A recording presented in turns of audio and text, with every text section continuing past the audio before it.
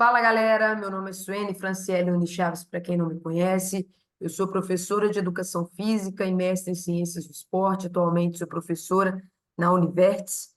E nós vamos dar sequência à nossa disciplina, que é a Fisiologia Humana, aplicada às práticas corporais.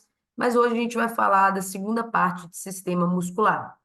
Primeira questão que eu queria falar com vocês é que a minha ideia aqui, mais uma vez, não é esgotar esses conteúdos. Então, que vocês tenham as bibliografias que vão estar descritas aqui na minha descrição desse vídeo, né? Que vocês tenham elas em mãos. Eu recomendo que vocês leiam o livro antes de assistir a aula, para uma fonte de maior entendimento, para que vocês tenham maior consciência dos termos, dos conceitos que nós vamos abordar aqui na aula hoje.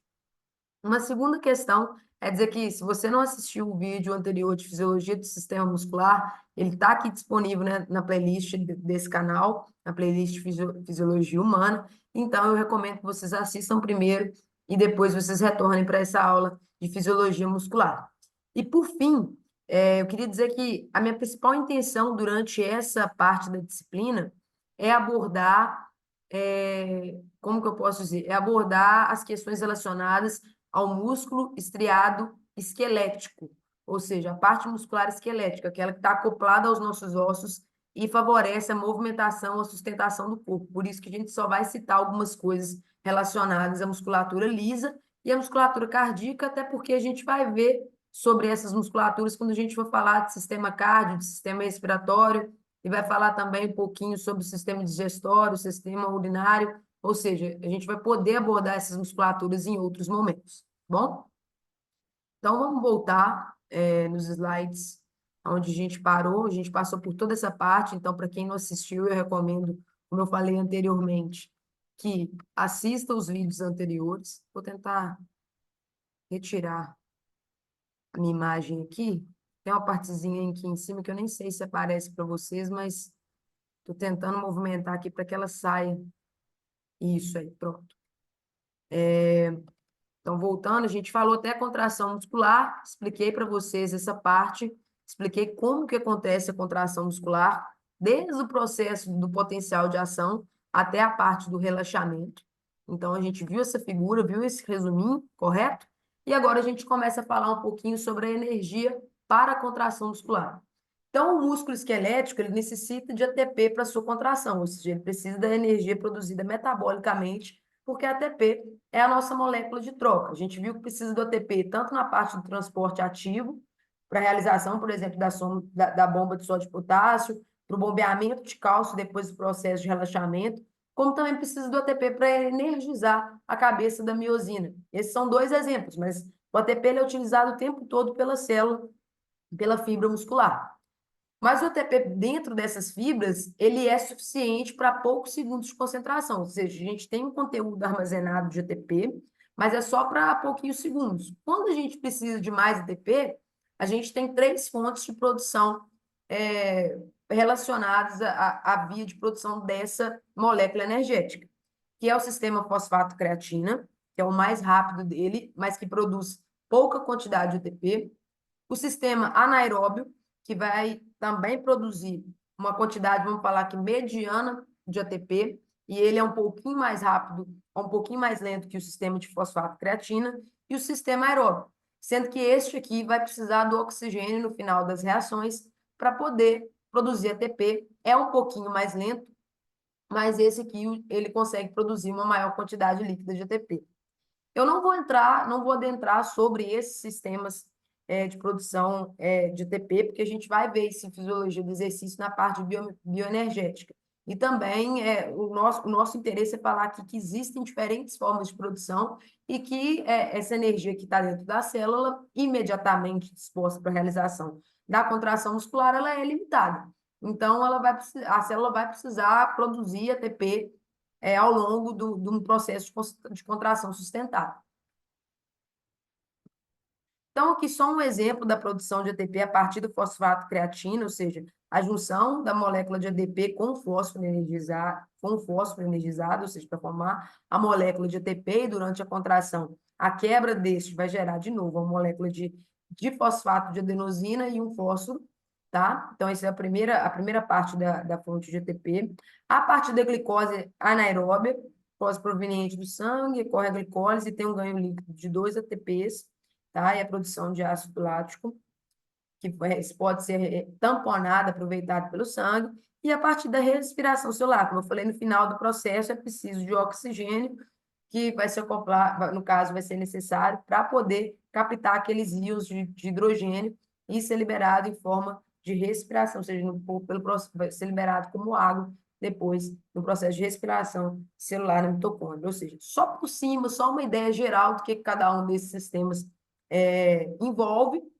Esse aqui, como eu disse, ele vai envolver o oxigênio, por isso a respiração é processo de obtenção de energia do sistema aeróbio, ele vai utilizar o oxigênio, mas, como eu falei, além de ter a questão da velocidade de produção de ATP, muito rápida, mediana, um pouco mais lenta, tem também o envolvimento do oxigênio ou não, envolve oxigênio, não envolve oxigênio, e também a questão do ganho líquido. Aqui produz uma molécula de ATP, ganho líquido de 2 moléculas, e aqui produzem mais moléculas de ATP. Agora a gente vai falar sobre o recrutamento das unidades motoras. Toda vez que a gente fala de processo de contração muscular, é preciso que a gente fale sobre o recrutamento da unidade motora. Esse é um processo em que o número de unidades motoras que estão contraindo, ele aumenta. Normalmente, enquanto algumas unidades motoras estão contraindo, outras estão relaxadas. Para quê? Para retardar o processo de fadiga muscular. Visualmente, a gente está percebendo aqui que na musculatura do bíceps, o músculo possui muitas unidades motoras de diferentes tipos. E uma unidade motora, como a gente também já viu na aula anterior, ela é formada por um motoneurônio e pelas fibras que esse anerva. Então, de acordo com o que a gente falou no slide anterior, o músculo ele pode possuir muitas fibras e ele vai ativar essas fibras de acordo com o que ele necessita. Então, observe que durante uma atividade, pode ser que esse músculo ele vai inervar a unidade motora 1, enquanto a unidade motora 2 e 3 elas não estão sendo ativadas durante o movimento.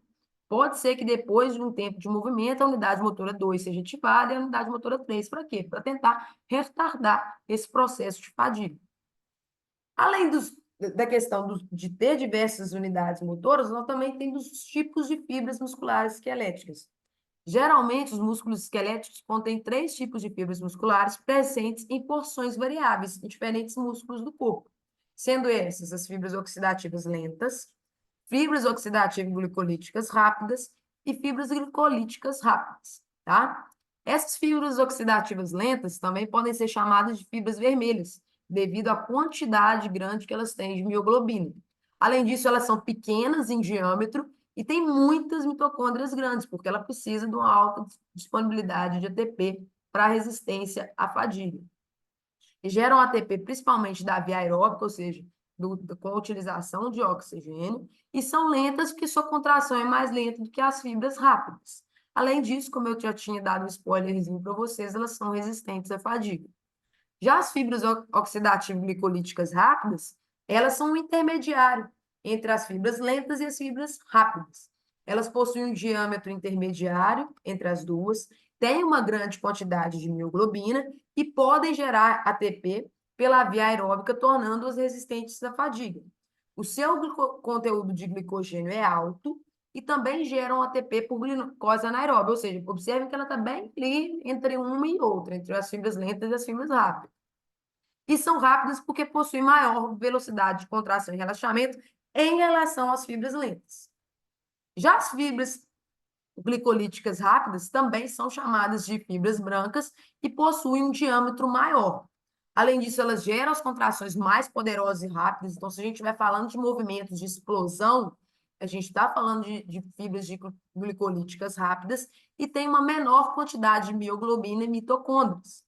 Tem grande quantidade de glicogênio e geram ATP principalmente pela glicose anaeróbica e se fadigam rapidamente. Então, pense comigo, se elas geram energia, geram ATP por glicólise anaeróbica, que tem um ganho líquido menor de ATP, se os nossos estoques de ATP no músculo, eles são, como que eu posso dizer, eles são esgotáveis e precisa realizar atividades que são rápidas, que são poderosas, essas fibras elas tendem a se fadigar mais rapidamente do que as outras fibras. Então, as características de cada uma dessas fibras, elas se conectam com aquilo que é a sua função principal. Tipos de fibras musculares esqueléticas, continuando nessa toada, né, nessa ideia. A maioria dos músculos esqueléticos, ele é uma mistura dos três tipos de fibras, das quais cerca de metade são oxidativas lentas. Então, todo músculo ele vai ter os três tipos de fibra, só que ele pode ter predominância de um determinado tipo de fibra a depender do que esse músculo precisa executar. As fibras musculares de uma dada unidade motora são todas do mesmo tipo. E as fibras musculares são recrutadas em ordens de necessidade, lentas, mistas e rápidas. Contudo, ou seja, nesse caso, que elas vão seguir um princípio que a gente chama de princípio do tamanho. Ou seja, vai primeiro as lentas, depois as mistas e as rápidas. Contudo, se for uma atividade que ela exige força e potência muito rapidamente, esse princípio ele não é respeitado, ou seja, diretamente as fibras rápidas elas vão ser ativadas para a execução do movimento. Aqui a gente tem um exemplo desses dois tipos de fibras. As fibras oxidativas musculares de contração lentas, elas têm um menor diâmetro e uma coloração mais escura devido à mioglobina e são mais resistentes à fadiga. Nota que nesse caso aqui a gente está falando da musculatura dos nossos gastrocnêmicos, que tem essa necessidade de resistência, porque o tempo todo a gente está movimentando, quando a gente está locomovendo, a gente precisa voltar também o bombeamento do sangue para o coração, ou seja, essa fibra ela precisa ser mais resistente, porque nós vamos ter uma maior utilização desses membros e eles vão estar em funcionamento o tempo inteiro para locomoção. Aqui a gente já tem as fibras musculares glicolíticas de contração rápida, que têm um diâmetro maior e uma coloração pálida, e são baixas a resistência à fadiga. Nesse caso aqui, a gente está vendo com relação à musculatura fina, ou seja, a parte do nosso olho ela precisa de um controle fino do movimento e um controle rápido. Então, a gente vê essa possibilidade aqui de um exemplo de fibras musculares glicolíticas de ação rápida. Aqui um quadro de comparação entre elas. Então, quanto à velocidade de desenvolvimento de tensão? Oxidativa lenta é mais lenta, oxidativa glicolítica intermediária e as glicolíticas rápidas, a velocidade de desenvolvimento de força é mais rápida. Quanto à atividade de miosina TPase? Lenta, rápida e rápida, ou seja, você precisa de mais produção de ATP. Então, aqui a gente fala dela ser rápida, rápida e lenta. O diâmetro pequeno, médio e grande. A contração mais longa, mais curta, mais longa, ou seja, tem mais ATP, consegue realizar uma contração mais longa. Atividade de cálcio e ATPase do retículo sarcoplasmático, moderada, alta e alta. Quanto à resistência, resistência à fadiga, resistente à fadiga, pouco resistente, ou seja, facilmente fatigável. Uso mais utilizada para manutenção da postura, como a gente falou da questão lá, né, da utilização do gastrocnêmio, ou seja, para manter a postura durante a locomoção e etc. Manutenção da posição ortostática estacionária, ficar em pé e locomoção também. E menos utilizada, ou seja, utilizada para movimentos explosivos, saltos, movimentos finos, como, né, o piscar dos olhos, outros tipos de movimentos rápidos. Metabolismo, oxidativo e aeróbio, ou seja, utiliza oxigênio. Glicolítico, porém, se torna oxidativo com treinamento de resistência. Glicolítico, mais anaeróbio do que as fibras oxidativas glicolíticas de contração rápida. Densidade capilar, alta, média e baixa. Alta, ou seja, a gente está falando de densidade capilar, né? Precisa da chegada de oxigênio, o aporte sanguíneo para essas fibras, para a chegada de oxigênio e para esse metabolismo da produção de ATP, né? Mitocôndrios, numerosos, quantidade moderada, poucas. Cor, vermelho escuro, contém muita mioglobina, ou seja, densidade capilar, vai conversar com essa parte aqui, vermelhas e claras. Quanto ao tecido muscular cardíaco, agora a gente vai falar rapidamente tecido muscular cardíaco e tecido liso, para que seja do conhecimento de vocês, igual eu falei, a gente vai abordar em outros momentos de uma forma um pouco mais clara, mas só para fins de conhecimento. Tecido muscular cardíaco, assim como o músculo esquelético, ele também é esteado, mas ele é involuntário. E o coração bate porque algumas fibras musculares cardíacas atuam como um marca-passo para iniciar cada contração, ou seja, elas vão realizar esse autocontrole do nosso coração. Esse ritmo que é autocontrolado, nós damos o nome de autorritmicidade. Além disso, sob condições normais, o coração é capaz de se contrair e relaxar, em média, cerca de 75 vezes por minuto. E o tecido muscular cardíaco, ele requer um suprimento constante de oxigênio e nutrientes, porque lembra que a gente está falando de constância de batimentos, ou seja, constância de contração muscular. Por isso, a gente sabe que no processo de produção de ATP, a gente precisa de oxigênio e de nutrientes. E as suas mitocôndrias são maiores e mais numerosas, produzindo a maior parte do ATP pela via aeróbica, porque a gente precisa, mais uma vez, é o que eu acabei de falar, de maior disponibilidade de ATP para manter manutenção dessa contração muscular. Já o tecido liso, ele é encontrado em muitos órgãos internos e vasos sanguíneos, ou seja, é bastante encontrado nas nossas vísceras, e ele é involuntário. E pode ser classificado como visceral, que é unitário, que é o mais comum, e multiunitário. O visceral, ele é autorrítmico, produz aqueles movimentos de peristaltismo e é encontrado nas paredes das pequenas artérias das veias e das vísceras ocas, como estômago, intestino, útero e a bexiga urinária, e produzem esse ritmo para poder mover as substâncias ao longo do nosso corpo ou até o órgão meta, ou seja, até o local meta que a gente deseja alcançar, que nosso corpo deseja alcançar. No tecido muscular liso, nas partes viscerais, as fibras se conectam umas às outras e os potenciais de ação musculares se espalham por toda a parte para realizar a contração desse tecido. Já no tecido muscular multiunitário, as fibras são individuais. Assim, a estimulação de uma única fibra causa contração somente daquela determinada fibra. Então, aqui a gente tem, mais uma vez, um quadrinho de comparação dos três tipos de músculo. Quanto ao aspecto microscópico, estriado, esquelético e cardíaco, e o liso apresenta essa condição lisa ao observar pelo microscópio. Arranjo das fibras em sarcômeros, já no liso não há sarcômero. Localização ligada aos ossos e alguns esfínteres que se fecham aos órgãos ocos. Forma a parede de órgãos ocos, dos tubos e alguns esfínteres. E aqui o cardíaco no músculo são os músculos do coração. A morfologia tecidual, multinucleado, fibras cilíndricas e grandes, mononucleado, fibras fusiformes e pequenas, mononucleado, ramificadas mais curtas. Quanto à estrutura interna, túbulos T, retículo sarcoplasmático, sem túbulos T, retículo sarcoplasmático, túbulos T e retículo sarcoplasmático.